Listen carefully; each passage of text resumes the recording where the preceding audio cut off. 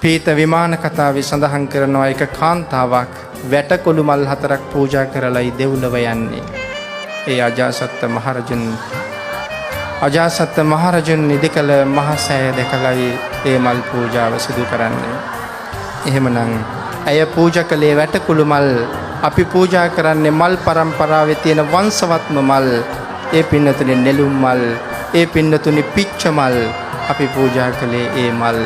මගේ තථාගතයන් වහන්සේ ළඟ ඔබ පුදන මල් වට්ටිය ඊටාම සතුටින් පූජා කරන්න, තාම ශ්‍රද්ධාවෙන් පූජා කරන්න, ජීවමාන සංඥාවෙන් පූජා කරන්න.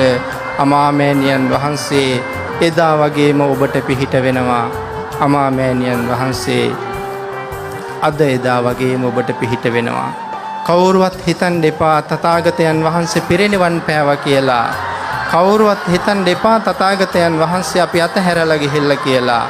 අපිට එහෙම හිතෙයි කියලා පින්නතුනේ අමාමෑණියන් වහන්සේ දීඝනිකායේ දෙවනි පොතේ 242 වෙනි පිටුවේ දේශනා කරනවා තථාගතයන් වහන්සේ තාම පිරිනිවන් පාලා නැහැ කියලා. එහෙනම් ඔබගේ නිවන වෙනුවෙන්, අපගේ නිවන වෙනුවෙන් මේ අති උත්තමයන් වහන්සේ තාමත් අපිව ආරක්ෂා කරමින් වැඩ ඉන්නවා.